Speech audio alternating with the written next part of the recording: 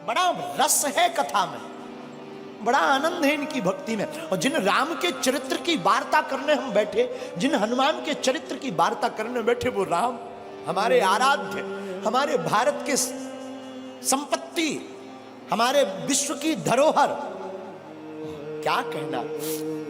राम जी ने जब रावण का वध कर दिया, रावण मारा गया, रात का समय और रात्रि के काल में, रात्रि के समय में प्रभु राम चांद की चांदनी को निहारते हुए एक शिला पर बैठे हैं। उसी समय पीछे से एक स्त्री आई और स्त्री की छाया राम जी ने देख ली, और स्त्री की छाया देखकर प्रभु राम खड़े हो गए, और खड़े होकर के धीरे से हाथ जोड़कर कहा, कौन हो मां? हे मां, तुम कौन हो? कृपा करके अपना परिचय दीजिए। इतना सुनते ही वो छाया रूपी जो स्त्री थी फबक फबक कर रोने लगी। प्रभु श्री राम ने कहा, क्या हुआ, कौन हो तुम? तो वो जो स्त्री थी वो बोली, राम मैं कोई और नहीं, मैं अभाग्नि पापनी रावण की पत्नी मंदोदरी हूं। तो प्रभु श्री राम ने कहा, मां रावण का तो आज वध हो गया और तुम इतनी जल्दी इतनी रात को अकेली मेरे पास क्यों आई हो? क्या बात है मां, सब ठीक तो है, सब खैरियत तो है ना मां?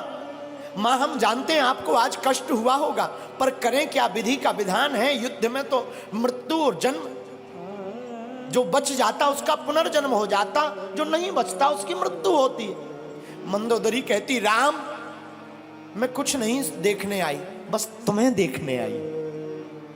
राम जी ने कहा, क्यों मां? तो मंदोदरी कहती है, राम मैं देखना चाहती हूं कि वो वीर कौन है, वो रघुवीर कौन है जिसने हमारे इतने शहंशाह पति को ढेर कर दिया, और उसमें ऐसी कौन सी बात है कि जो हमारा पति किसी से नहीं जीत सका, उसको भी मार डाला। तो प्रभु राम ने हाथ जोड़कर पूछा, मां आपने मुझ में ऐसा क्या देखा, जरा बताओ जो तुम्हारे पति से अलग है। मंदोदरी कहती, राम एक मेरा पति था जो पर स्त्री को अपनी पत्नी नहीं बनाना चाहता था, और एक राम तुम हो कि स्त्री की छाया देख करके भी खड़े होकर मां से संबोधित करते हो। ये राम का आदर्श, ये प्रभु श्री राम का स्थापित आदर्श है।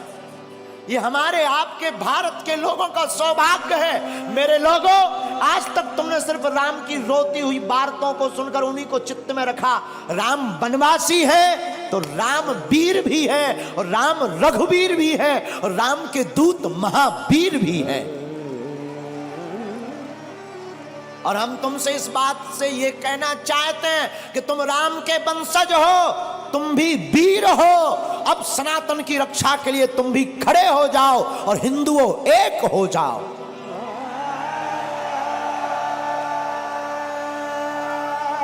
तुम्हारी भी बारी है मेरे पागलों।